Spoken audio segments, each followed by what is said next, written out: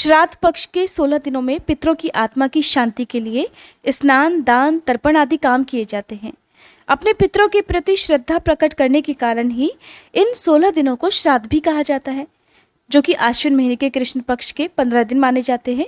और भाद्रपद पूर्णिमा से प्रारंभ होकर ये श्राद्ध पक्ष सर्वपितृ अमावस्या को यानी कि आश्विन मास की अमावस्या को समाप्त हो जाते हैं। अगर ज्योतिषियों की माने तो जिस तिथि को दिवंगत आत्मा संसार से गमन करके गई थी, आश्विन मास के कृष्ण पक्ष की उसी तिथि को पितृ की शांति के लिए श्राद्ध कर्म किए जाते हैं। लेकिन समय के साथ साथ कभी कभी जाने अनजाने में हम उन तिथियों को भूल जाते हैं या हमें अपने परिजनों की मृत्यु की तिथि ज्ञात नहीं होती है। कभी कभी अकाल मृत्यु होने के कारण भी उनकी जो तिथि है वो हमें ध्यान नहीं रहती है या हमें पता नहीं चल पाती है। तो ऐसे में जिन तिथियों को हमारे परिजन हमें छोड़कर जाते हैं तो उस तिथि में ही श्राद्ध किया जाता है। लेकिन इस स्थिति में जब तिथि ज्ञात ना हो तो सर्वपितृ अमावस्या के दिन उन सभी परिजनों का श्राद्ध किया जाता है। और वैसे भी भागदौड़ भरी जिंदगी है, हर कोई अपने अपने काम में व्यस्त है, तो ऐसे में अलग अलग परिवारजनों की तिथियां अलग अलग होने के कारण हर रोज समय निकालकर श्राद्ध करना बड़ा ही कठिन हो जाता है। ऐसे में ज्योतिषियों के अनुसार कृष्ण पक्ष की अंतिम तिथि यानी कि अमावस्या के दिन इन सभी पितरों का श्राद्ध या पिंडदान आदि काम किया जा सकता है। समस्त पितरों का इस अमावस्या को श्राद्ध किए जाने को लेकर ही इस तिथि को सर्वपितृ अमावस्या कहा जाता है। सबसे पहले तो ये तिथि इसलिए है क्योंकि इस दिन सभी पितरों का श्राद्ध किया जाता है। वहीं अमावस्या को श्राद्ध करने के पीछे ऐसी मान्यता है कि इस दिन पितरों को जल का तर्पण देने से और पितरों के नाम की धूप देने से शारीरिक और मानसिक कष्ट दूर होते हैं, घर में सुख शांति बनी रहती है, सभी प्रकार के कष्ट दूर हो जाते हैं। हालांकि हर महीने की अमावस्या तिथि को आप पिंडदान कर सकते हैं, लेकिन आश्विन अमावस्या जो कि सर्वपितृ अमावस्या होती है विशेष रूप से शुभ फलदायी होती है और इन कामों के लिए सबसे उत्तम तिथि मानी गई है। पितृ अमावस्या होने के कारण इसे पितृ विसर्जनी अमावस्या या फिर महालया भी कहा जाता है। मान्यता है कि इस अमावस्या को पितर अपने अपने प्रियजनों के द्वार पर श्राद्ध आदि की इच्छा लेकर आते हैं। अगर उन्हें पिंडदान ना मिले तो फिर वे श्राप देकर चले जाते हैं, जिसके कारण घर में बड़ा भारी पितृदोष लग जाता है, घर में कलह क्लेश बढ़ जाता है, सुख शांति में कमी आ जाती है और जो भी काम है वो बिगड़ने लगते हैं। इसलिए अपने पितरों का श्राद्ध कर्म अवश्य ही करना चाहिए। सबसे ज़रूरी बात कि हमारे जो भी जीवित हमारे साथ बैठे हुए हमारे परिजन हैं, हमारे माता पिता, हमारे दादा दादी, हम सबसे पहले तो उनके जीते जी ही सम्मान करना चाहिए और उनकी इच्छाओं का सम्मान करने के साथ ही उनकी ज़रूरतें भी हमें पूरी करनी चाहिए। कहते हैं कि जिस घर में बड़े बुजुर्गों का सदा सम्मान होता है, उनकी इच्छाओं का सम्मान होता हो, उस घर में कभी पितृदोष नहीं लगता। मृत्यु से पहले जिनके परिजन बहुत असंतुष्ट रहते हों, जिनका हमेशा घर में अपमान किया जाता हो, जिनकी सुख सुविधाओं का ध्यान ना रखा जाता हो, ऐसे घर में पितृदोष तो लगता ही है, साथ ही आने वाली कई पीढ़ियों को भी ये पितृदोष सहना पड़ता है। पितृदोष से बचने के लिए घर में सुख शांति के लिए अमावस्या के दिन अपने पितरों के निमित्त श्राद्ध, दान, तर्पण आदि कार्य करके संभव हो तो उपवास रखना चाहिए। अमावस्या के दिन किसी प्रकार का तामसिक भोजन या लहसुन प्याज से बना हुआ भोजन नहीं बनना चाहिए। इस दिन घर परिवार के किसी भी सदस्य को नाखून बाल आदि नहीं काटने चाहिए, शेविंग वगैरह नहीं करनी चाहिए। घर में किसी प्रकार का जुआ, झगड़ा, कलह क्लेश नहीं होना चाहिए। घर पर आए हुए किसी भी जरूरतमंद व्यक्ति को खाली हाथ नहीं लौटाना चाहिए। और सर्वपितृ अमावस्या के दिन अपने पितरों की याद में कोई भी छायादार या फलदार पौधा किसी सार्वजनिक जगह पर या नदी के किनारे पर लगाने से भी पितर बड़े प्रसन्न होते हैं। पीपल के वृक्ष में साक्षात त्रिदेवों के साथ साथ पितरों का वास भी माना जाता है। तो हर अमावस्या तिथि को पीपल के वृक्ष की पूजा करके, पीपल के वृक्ष की जड़ में मीठा जल अर्पित करके 7 बार परिक्रमा करके पितरों का ध्यान करना चाहिए। पितरों से जाने अनजाने में हुई भूल चूक के लिए क्षमा याचना करनी चाहिए। और क्योंकि अमावस्या का जो दिन है वो हमारे कुल देवी देवताओं को भी समर्पित होता है, तो इस दिन कुल देवी देवताओं की पूजा करनी चाहिए।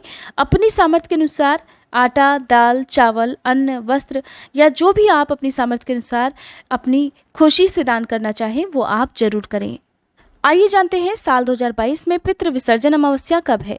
सर्वपितृ अमावस्या यानी कि आश्विन अमावस्या का व्रत किस दिन रखा जाएगा, अमावस्या की तिथि कब से कब तक रहेगी, इस दिन आप किस किस समय में दान कर सकते हैं और पितरों के निमित्त जो भी पिंडदान या श्राद्ध आदि कर्म है वो किस समय आपको करने चाहिए, ये सब जानने से पहले मैं आपको बता दूं कि आप हमारे चैनल पर सर्वपितृ अमावस्या की कथा भी इस दिन जरूर सुनिएगा।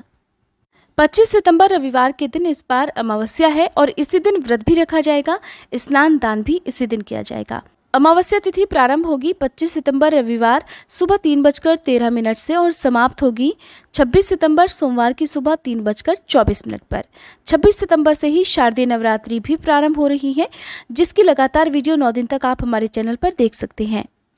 25 सितंबर रविवार को सूर्योदय का समय रहेगा सुबह 6:08 और सूर्यास्त का समय रहेगा शाम 6:09 पर। इस दिन ब्रह्म मुहूर्त में किया गया स्नान और की गई पूजा पाठ बहुत जल्दी स्वीकार होती है। तो ब्रह्म मुहूर्त का समय रहेगा सुबह 4:33 से लेकर सुबह 5:21 तक। कहते हैं कि ब्रह्म मुहूर्त के समय सभी पवित्र नदियों के जल में देवी देवताओं का वास होता है। ऐसे में पवित्र नदियों के जल में स्नान करने से सभी पापों का नाश हो जाता है और पितरों की साथ ही सभी देवों की कृपा भी प्राप्त होने लगती है। सबसे पहले सुबह स्नान आदि से निवृत्त होकर सूर्य देव को जल अर्पित करना चाहिए। फिर 1 लोटा जल में काले तिल मिलाकर अपने पितरों के नाम से जल अर्पित करना चाहिए। यदि आप उपवास रखना चाहते हैं तो हाथ में जल या पुष्प लेकर उपवास रखने का संकल्प लेना चाहिए। फिर आपको अपने सभी आराध्य देवी देवताओं की, भगवान शिव, पूरे शिव परिवार की, भगवान विष्णु की और माता लक्ष्मी जी के साथ अपने कुल देवी देवताओं की भी इस दिन पूजा करनी चाहिए। इस दिन दीपक जलाकर अपने पितरों को सुगंधित धूप अर्पित करें। एक साफ सफेद कपड़े पर 1 मुट्ठी काले तिल रखकर बाद में इन तिलों का दान किसी भी ब्राह्मण देवता को आप मंदिर में दे सकते हैं। कुशा के आसन पर बैठकर ओम पितृ देवताय नमः इस मंत्र का 108 बार जाप करना चाहिए। साथ ही आज के दिन भागवत गीता के 7वें अध्याय का पाठ करने से भी पितरों की आत्मा को मोक्ष मिलता है। फिर व्रत की कथा पढ़नी और सुननी चाहिए। व्रत की कथा पढ़ने सुनने के बाद सबसे अंत में क्षमा याचना करनी चाहिए। यदि आप उपवास रखना चाहते हैं तो आपको अपना उपवास प्रारंभ करना चाहिए। पितरों के निमित्त जो भी श्राद्ध तर्पण आदि कार्य हैं वो सुबह 11:30 बजे से लेकर दोपहर 2:30 बजे के बीच में किए जाते हैं। तो इसके लिए आप, यदि आपका अपना घर है तो अपने ही घर पर, यदि आपका घर किराए का है तो किसी भी मंदिर में या फिर पवित्र नदियों के या तालाब आदि के किनारे पर बैठकर पितरों के निमित्त दान तर्पण आदि कार्य किया जाता है। आज के दिन भोजन का 5 हिस्सा निकाला जाता है, जिसमें 1 हिस्सा देवताओं का, 1 गाय का, कुत्ते का, कौवे का और चींटियों का निकाला जाता है, जिसे पंच बलि भी कहते हैं।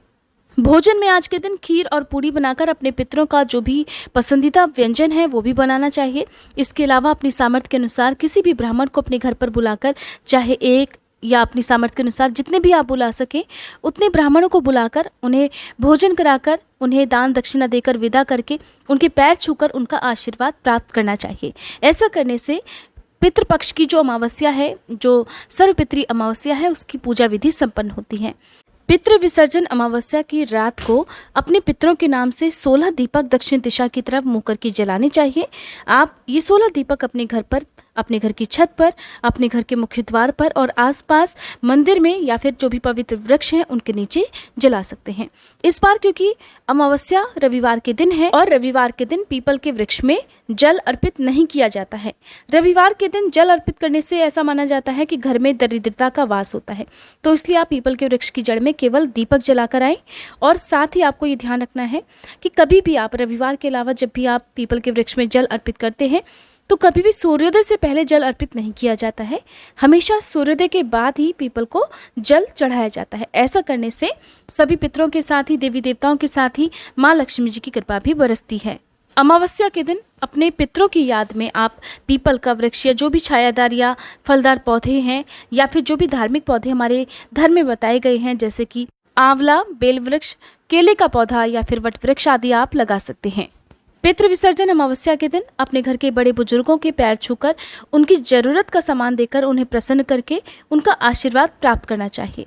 इस तरह से आप सर्वपितृ अमावस्या के दिन अपने पितरों को सच्ची श्रद्धांजलि भी दे सकते हैं। अमावस्या के दिन जब पितर तृप्त होकर धरती से वापस अपने लोक को जाते हैं तो अपने परिवारजनों को ढेर सारा आशीर्वाद देकर जाते हैं। इसके लिए आप हमेशा अपने पूर्वजों के, अपने परिवारजनों के, अपने बड़े बुजुर्गों के जो भी बताए गए रास्ते हैं उन पर चलें, उनकी इच्छाओं का सम्मान करें। इस तरह से आपका सर्वपितृ अमावस्या का पूजन और श्राद्ध कर्म आदि संपन्न होता है।